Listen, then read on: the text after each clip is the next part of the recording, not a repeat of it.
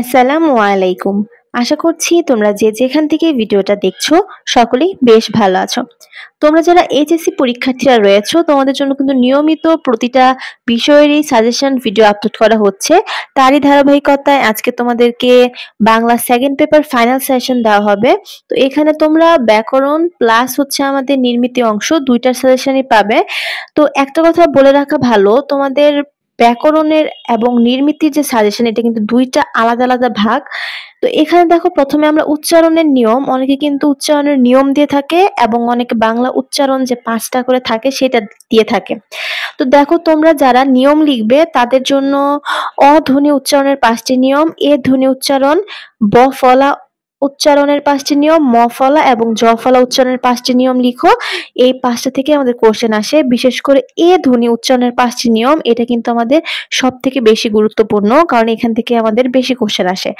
অথবা আমরা বাংলা উচ্চারণ তোমরা যারা দিবে, বেশিরভাগ স্টুডেন্ট এটাই দিয়ে থাকে, তাদের জন্য কিন্তু ২০১৬ সাল থেকে ২০২৪ সাল পর্যন্ত যতগুলো কোশ্চেন এসেছে মানে বোর্ড কোশ্চেন, সেগুলো যদি প্র্যাকটিস করো তাহলেই তোমাদের হয়ে যাবে। আমরা মন, বনভোজন, মর্যাদা, বিজ্ঞপ্তি, অধ্যাপক, তীক্ষ্ণ, সহ্য, পাঠ্যক্রম, একাডেমি, উদ্যত, অধ্যক্ষ, আহ্বান, আহ্লাদ, ঐকমত্য, বিদ্রোহ, সন্ত্রস্ত, উৎকৃষ্ট, সম্মান, বন, অকৃতজ্ঞ, অতঃপর, মুক্তিযুদ্ধ, অপরাহ্ন, একতা, যথাযোগ্য এবং যকৃৎ। এর ভিতরে গুরুত্বপূর্ণ হচ্ছে আমাদের মর্যাদা, বিজ্ঞপ্তি, অধ্যাপক, তীক্ষ্ণ, সহ্য, একাডেমি, অকৃতজ্ঞ, অতঃপর, অপরাহ্ন, একতা, অধ্যক্ষ, আহ্বান, আহ্লাদ, ঐকমত্য, উৎকৃষ্ট এবং সম্মান।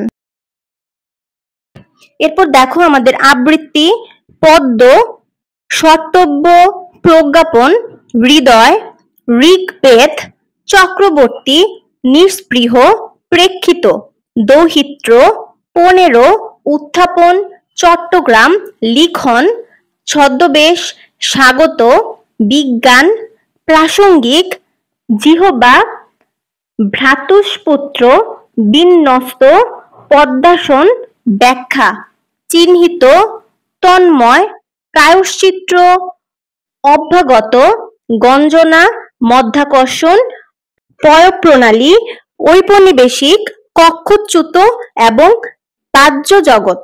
তো দেখো এগুলার ভিতর থেকে যদি বলো সব থেকে ইম্পর্টেন্ট যেগুলো আমার আসবে ইনশাল্লাহ, সেগুলো হচ্ছে দেখো আবৃত্তি, পদ্য, এরপরে রয়েছে আমাদের দৌহিত্র ১৫, তারপরে স্বাগত, বিজ্ঞান, প্রাসঙ্গিক, জিহ্বা, পদ্মাসন, ব্যাখ্যা, এগুলো খুব ইম্পর্টেন্ট।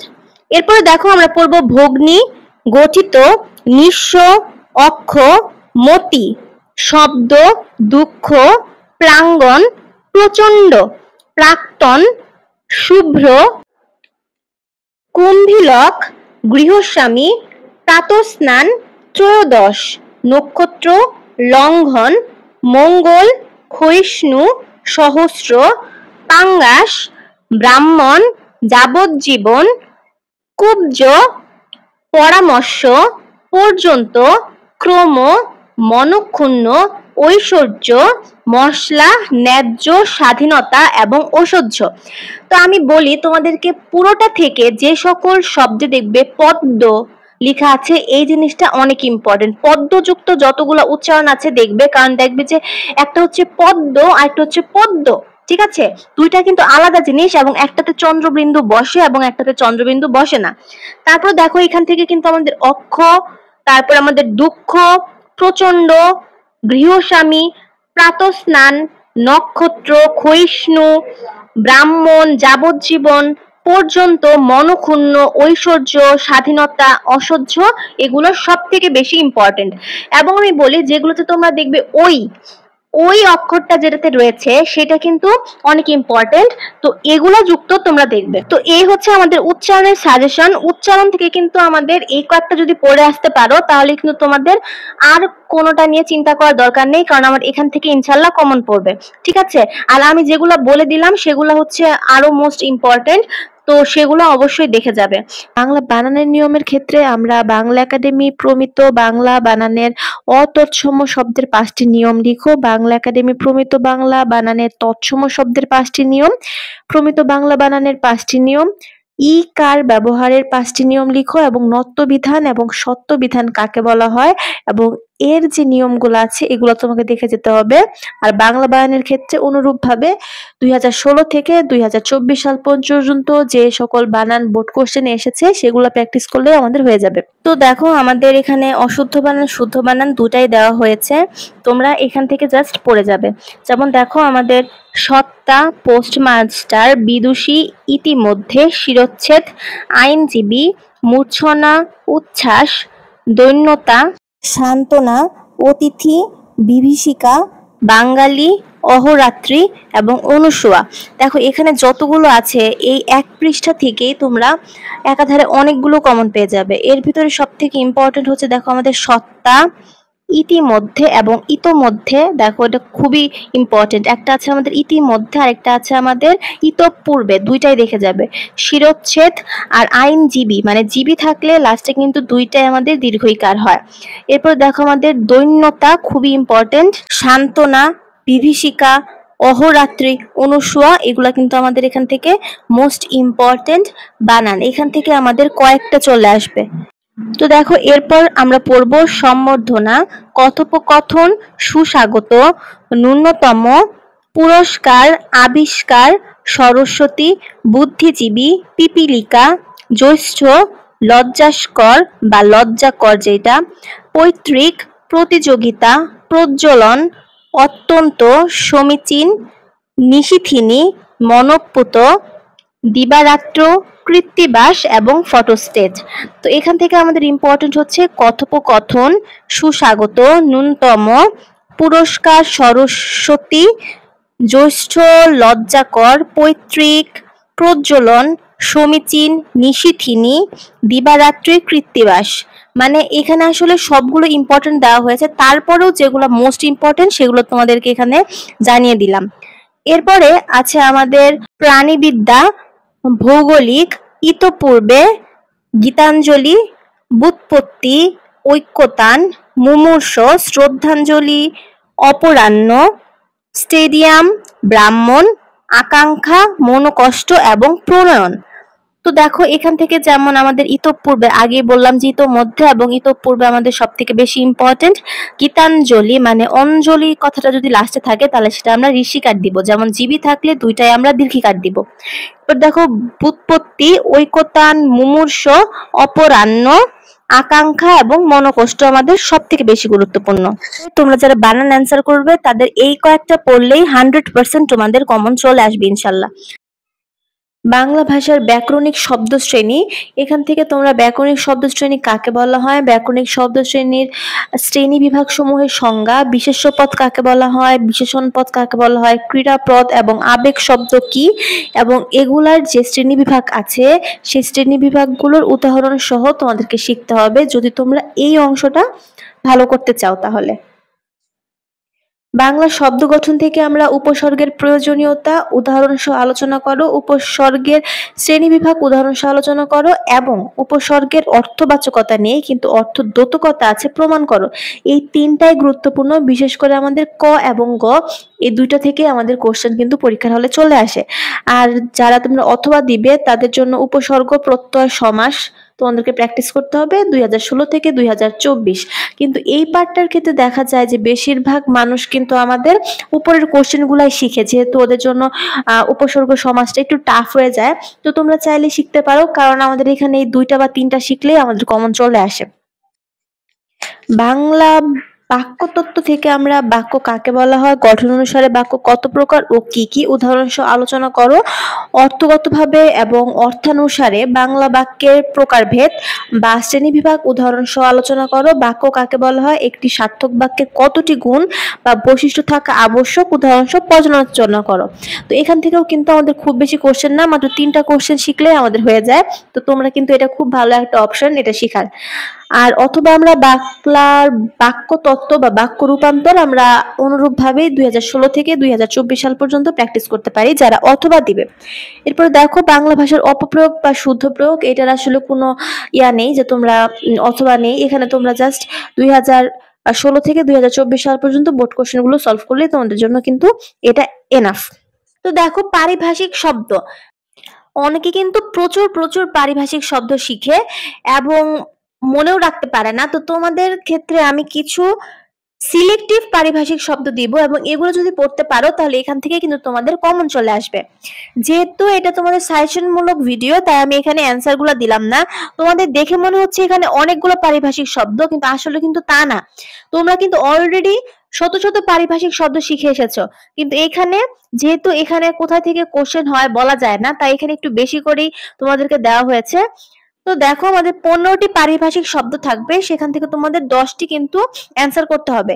তো এখান থেকে আমরা audio, abstract, acknowledgement, affidavit, acting, allotment, agenda, ad hoc, autograph, academy, acid, aid, art, bylaw, by-election, book post, bulletin, bankrupt, blueprint, biodata, biography, bail, branch, boycott, catalog, copyright, code, cold war, cartoon, campus, conduct, correspondent, cabinet, civil, dynamic, dialect, deputation, diplomatic, dual, debit, debt, deed, embargo, exit, export, edition, epitaph, editor, exchange, email, finance, fact, fundamental, forecast, face value, fiction, global, galaxy, goods, headline, hood, hostage, home ministry, idiom, irrigation, index, initial, invoice, jail, leaflet, liberal, keyword, landscape, lease, lien, legend, manuscript, marketing, memorandum, manifesto, myth, motion, nursery, neutral, note, nutrition, option, oath, octave, ordinance, optional, powerhouse, public service, pay bill, principal, prepaid, public works, para, payroll, postpaid, quality, surplus, token, trial, tribunal, theory, transport, up to date, uniform, violation, worship, war crime, zone, validity সহ যতগুলো এখানে দিয়েছি সবগুলো। তো এখন দেখো তোমরা অনেকে অনুচ্ছেদ দাও, তবে খুব কম জনই আছো যারা অনুচ্ছেদ দাও, কারণ এটা একটুখানি বেশি লিখতে হয়। তো এখান থেকে তোমাদের মোট 21টা দেখো অনুচ্ছেদের বাংলা অনুবাদ দিয়েছি। তোমাদের কাছে যে বই আছে না কেন নির্মিতির, যে কোনো একটা বই বের করবে, বের করে আমি তোমাদের যে হেডিং গুলো দিয়েছি সেই হেডিং গুলো মিলিয়ে তোমরা সেই নাম্বার কোশ্চেনটা বের করবে, করে জাস্ট তোমরা অনুচ্ছেদটা বা অনুবাদটা তোমরা একবার করে পড়ে নিবে, তাহলে কিন্তু হয়ে যাবে। খুব একটা বেশি দেওয়া হয়নি, মাত্র 21টা, এবং এখান থেকে তোমাদের কমন চলে আসবে ইনশাল্লাহ। তোমরা চাইলে স্ক্রিনশট দিয়েও রাখতে পারো। আচ্ছা, এখন তোমরা দিনলিপির জন্য তোমরা পড়বে হচ্ছে কলেজে প্রথম দিনের অভিজ্ঞতা বর্ণনা করে একটি দিনলিপি লিখো। এটা কিন্তু মোস্ট ইম্পর্টেন্ট একটা দিনলিপি, যে কোনো বোর্ডে কিন্তু এটা চলে আসবে ইনশাল্লাহ। এরপরে দেখো আমাদের পয়লা বৈশাখ বা বাংলা নববর্ষ উদযাপনের ওপর একটি দিনলিপি লিখো। এটাও খুবই গুরুত্বপূর্ণ। তোমার এসএসসি পরীক্ষার ফল প্রকাশের দিনের একটি দিনলিপি রচনা করো। তোমার কলেজে মহান বিজয় দিবস উদযাপনের একটি দিনলিপি প্রস্তুত করো। তো এখানে তোমরা যে জিনিসটা ভুল করো সেটা হচ্ছে তোমরা বিজয় দিবস উদযাপনের দিনলিপি ঠিকই লিখো, কিন্তু তারিখটা কিন্তু তোমরা যেদিন পরীক্ষা দাও সেই দিনের তারিখটা লিখে আসো, তাহলে কিন্তু আমাদের দিনলিপি হলো না। বিজয় দিবস কবে ঠিক সেই দিনের তোমাদের তারিখটা কিন্তু লিখতে হবে, এই জিনিসটা মাথায় রেখো। একটি গ্রাম্য মেলা দেখার অনুভূতি ব্যক্ত করে দিনলিপি রচনা করো। আন্তর্জাতিক মাতৃভাষা দিবসের অনুভূতি নিয়ে একটি দিনলিপি। অমর একুশে গ্রন্থমেলা 2023 বা 2024-25 যেটাই আসুক না কেন, সেটা নিয়ে একটি সমাপনী দিবস নিয়ে দিনলিপি রচনা করো। তোমার কলেজে বর্ষবরণ পালিত হয়েছে, ওই দিনের বর্ণনা দিয়ে একটি দিনলিপি লিখো। কোনো একটি ঐতিহাসিক স্থান ভ্রমণের দিনলিপি প্রস্তুত করো। বন্যা কবলিত যে কোনো এলাকা পরিদর্শনের অভিজ্ঞতা নিয়ে একটি দিনলিপি রচনা করো। স্বাধীনতা দিবসে স্মৃতি বিজড়িত একটি দিনলিপি। তো দেখো আমাদের জন্য কিন্তু খুবই গুরুত্বপূর্ণ কিছু তোমাদেরকে দিনলিপি দিয়েছে এবং আশা করা যাচ্ছে যে এখান থেকে তোমাদের কমন চলে আসবে ইনশাল্লাহ। এরপর হচ্ছে আমাদের প্রতিবেদন সাজেশন। প্রতিবেদন লেখার কিন্তু একটা নির্দিষ্ট ফরম্যাট রয়েছে, এই ফরম্যাটে না লিখলে কিন্তু তোমাদের প্রতিবেদন কিন্তু ফুল মার্কস কেটে দেয়। তো সেই ফরম্যাটটা কিন্তু অবশ্যই তোমরা জেনে রাখবে।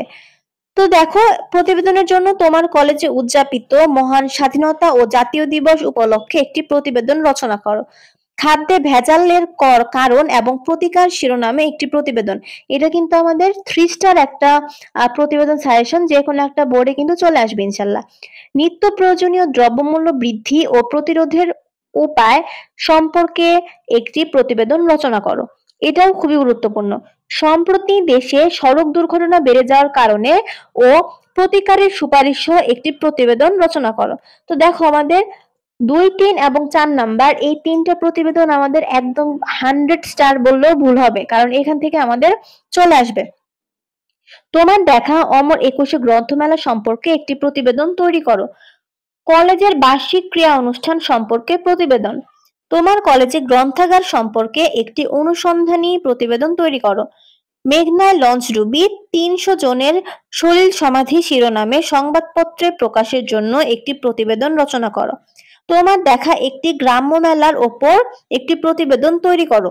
তোমার এলাকার কোন সড়কের দুরবস্থার ওপর একটি প্রতিবেদন তৈরি করো। তো দেখো, আমাদের এখানে কিন্তু সবগুলোই খুবই গুরুত্বপূর্ণ। 2, 3 এবং 4 মোস্ট ইম্পর্টেন্ট। এরপরে দেখো, আমাদের বৈদ্যুতিন চিঠি বা ইমেল, যেটা তোমাদের খুব পছন্দের একটা বিষয়, কারণ অল্প লিখেই অনেক বেশি মার্কস পাওয়া যায়। এটার ক্ষেত্রে দেখো, আমাদের ইন্টারনেট ব্যবহারের কুফল এবং সুফল সম্পর্কে পরামর্শ জানিয়ে ছোট ভাইকে একটি বৈদ্যুতিন চিঠি লিখো। স্বাধীনতা দিবসের অনুষ্ঠানে আমন্ত্রণ জানিয়ে বন্ধুকে ইমেল। বাংলা নববর্ষের শুভেচ্ছা জানিয়ে বন্ধুকে একটি ইমেল পাঠাও। সড়ক দুর্ঘটনায় আহত বন্ধুর জন্য জরুরিভাবে রক্ত ও আর্থিক সাহায্য চেয়ে ইমেল করো।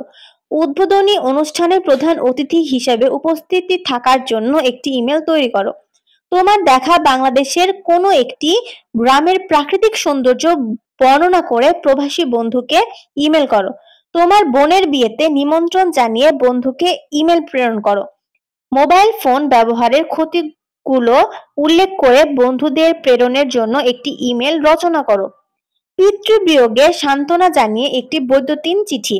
শিক্ষা সফরে যাওয়ার আমন্ত্রণ জানিয়ে তোমার বন্ধুর নিকট একটি বৈদ্যুতিন চিঠি লেখো। পরীক্ষায় ভালো ফলাফল করার উৎসাহ নিয়ে তোমার ভাই বা বোনকে একটি ইমেল পাঠাও।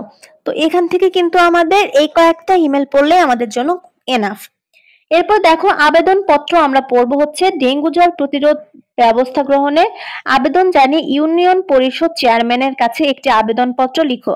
শিক্ষা সফরে যাওয়ার জন্য অনুমতি প্রার্থনা ও আর্থিক সাহায্যের জন্য কলেজের অধ্যক্ষের কাছে একটি আবেদনপত্র লিখো। তোমার এলাকার রাস্তাঘাট নিয়মিত পরিষ্কার রাখার জন্য পৌরসভার মেয়রের নিকট একটি আবেদনপত্র লিখো। তোমার কলেজে বিতর্ক প্রতিযোগিতা আয়োজনের অনুমতি চেয়ে অধ্যক্ষের নিকট একটি আবেদনপত্র লিখো।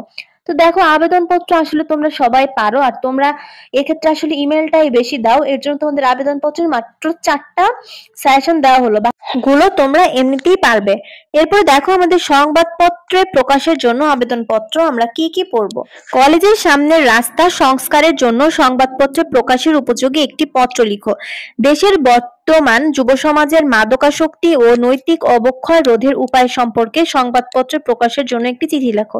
3 স্টার একটা সাজেশন। যানজট সমস্যা রোধের জন্য সংশ্লিষ্ট কর্তৃপক্ষের দৃষ্টি আকর্ষণ করে পত্রিকায় প্রকাশের উপযোগী একটি পত্র লিখো।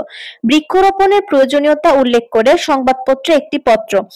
আইন শৃঙ্খলা পরিস্থিতির অবনতির কথা জানিয়ে সংশ্লিষ্ট কর্তৃপক্ষের দৃষ্টি আকর্ষণ করে পত্রিকায় প্রকাশের জন্য একটি পত্র।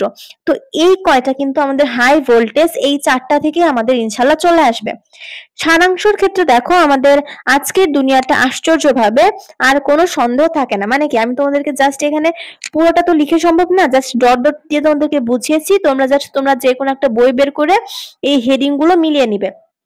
যেমন ধরো, প্রকৃত জ্ঞানের স্পৃহা ছাড়া শিক্ষা শ্রেষ্ঠ বলিয়া অহংকার করিতে, বা আমি তোমাদেরকে এখানে যেগুলো দিয়েছি সারমর্মের ক্ষেত্রে দেখো, দৈন্য যদি আসে আসুক, ক্ষমা যেথা ক্ষীণ, সবারে বাসিব ভালো, বিপদে মোরে রক্ষা, মরিতে চাহি না আমি, অদ্ভুত আধার এক, জোটে যদি মোটে, তোমার ক্রোড়েতে মোড়ে স্বাধীনতা স্পর্শমণি। এরপরে দেখো আমাদের ভাব সম্প্রসারণ আমরা পড়বো। রাত যত গভীর হয় প্রভাত তত নিকটে আসে। সুশিক্ষিত লোক মাত্রই স্বশিক্ষিত। সাহিত্য জাতির দর্পণ স্বরূপ। পথ পথিকের সৃষ্টি করে না, পথিকই পথের সৃষ্টি করে। কীর্তিমানের মৃত্যু নাই, বা মানুষ বাঁচে তার কর্মের মধ্যে, বয়সের মধ্যে নহে। স্বদেশের উপকারে নেই যার মন, কে বলে মানুষ তারে পশু সেই জন। প্রকৃতির ওপর আধিপত্য নয়, চাই প্রকৃতির সঙ্গে মৈত্রীর সম্বন্ধ। দুর্জন বিদ্বান হইলেও পরিত্যাজ্য। প্রাণ থাকলেই প্রাণী হয়, কিন্তু মন না থাকলে মানুষ হয় না। মঙ্গল করিবার শক্তিই ধন, বিলাস ধন নহে। স্বাধীনতা অর্জনের চেয়ে স্বাধীনতা রক্ষা করা কঠিন। জ্ঞান যেখানে সীমাবদ্ধ, বুদ্ধি সেখানে আড়ষ্ট, মুক্তি সেখানে অসম্ভব। বিদ্যার সাধনা শিষ্যকে নিজে অর্জন করতে হয়, গুরু উত্তর সাধক মাত্র। বন্যেরা বনে সুন্দর, শিশুরা মাতৃ করে। তো দেখো আমাদের এই কয়েকটা ভাব সম্প্রসারণ দেওয়া হলো, এখান থেকে ইনশাআল্লাহ তোমাদের কমন পড়ে যাবে। সংলাপের ক্ষেত্রে আমরা বাল্যবিবাহ নিরোধের গুরুত্ব সম্পর্কে শিক্ষক ও শিক্ষার্থীর মধ্যে সংলাপ রচনা করো। নিরাপদ সড়ক চায় এই বিষয়ে দুই বন্ধুর সংলাপ। বইমেলার সম্পর্কে দুই বন্ধুর মধ্যে সংলাপ। বই পড়ার গুরুত্ব সম্পর্কে পিতা ও পুত্রের মধ্যে সংলাপ আলোচনা করো। বৈশ্বিক উষ্ণতা এবং পরিবেশ দূষণ রোধের প্রয়োজনীয়তা সম্পর্কে দুই বন্ধুর সংলাপ। শিশু ও নারীর প্রতি সহিংসতা বিষয়ে শিক্ষক ও শিক্ষার্থীর সংলাপ। ফেসবুকের সুফল ও কুফল বিষয়ে সংলাপ। নারী শিক্ষার গুরুত্ব সম্পর্কে দুই শিক্ষার্থীদের মধ্যে সংলাপ। নৈতিকতার গুরুত্ব নিয়ে সংলাপ। জ্ঞান চর্চার বিজ্ঞানের ভূমিকা, একুশের চেতনা এবং ইন্টারনেটের সুফল এবং কুফল সম্পর্কে দুই বন্ধুর মধ্যে সংলাপ রচনা করো। এই কয়েকটা সংলাপ পড়তে পারলেই কিন্তু আমাদের জন্য মোটামুটি এনাফ বলা চলে। তো এখন দেখো আমরা পড়বো হচ্ছে খুদে গল্প। খুদে গল্প হচ্ছে মানুষ মানুষের জন্য, সাম্প্রদায়িক সম্প্রীতির মেলবন্ধন, স্বনির্ভরতার জন্য চায় ইচ্ছা শক্তি, বিপদে বন্ধুর পরিচয়, বা অসময়ের বন্ধুই প্রকৃত বন্ধু। মোবাইল ফোনে বন্ধুত্বের পরিণাম, ইচ্ছা থাকলে উপায় হয়, নিঃসন্তান নারীর মহানুভবতা, মুক্তিযুদ্ধের দিনগুলি। এখন দেখো আমরা প্রবন্ধ রচনা থেকে পড়বো আধুনিক তথ্য প্রযুক্তি ও বাংলাদেশ। 3 স্টার একটা রচনা। দৈনন্দিন কাজে বিজ্ঞান বা মানব কল্যাণে বিজ্ঞান ও প্রযুক্তি মোস্ট ইম্পর্টেন্ট। একুশের চেতনা, মুক্তিযুদ্ধের চেতনা ও বাংলাদেশ। বাংলাদেশের পোশাক শিল্প খুবই গুরুত্বপূর্ণ। স্বদেশ প্রেম অধ্যাবসায়, জলবায়ু পরিবর্তন ও বৈশ্বিক উষ্ণায়ন। মাদকাসক্তি ও আমাদের যুব সমাজ বা মাদকাসক্তির কারণ ও প্রতিকার খুবই ইম্পর্টেন্ট। ডিজিটাল বাংলাদেশ। তো এই দেখো আমাদের কিন্তু 10টা সাজেশন দেওয়া হয়েছে এবং এখান থেকে তোমাদের কমন ইনশাআল্লাহ চলে আসবে। তো দেখো আমাদের আসলে এই কয়েকটা সাজেশন তোমরা ভালো করে পড়তে পারলেই তোমাদের জন্য এনাফ। তো তাহলে আজকে এই পর্যন্ত, দেখা হবে ইনশাআল্লাহ অন্য কোনো ভিডিওতে। সেই পর্যন্ত সুস্থ থাকো, ভালো থাকো। আর যদি কোনো কোশ্চেন থাকে তাহলে অবশ্যই কমেন্ট বক্সে করতে ভুলে যেও না। তো আজকে এই পর্যন্তই। আসসালামু আলাইকুম।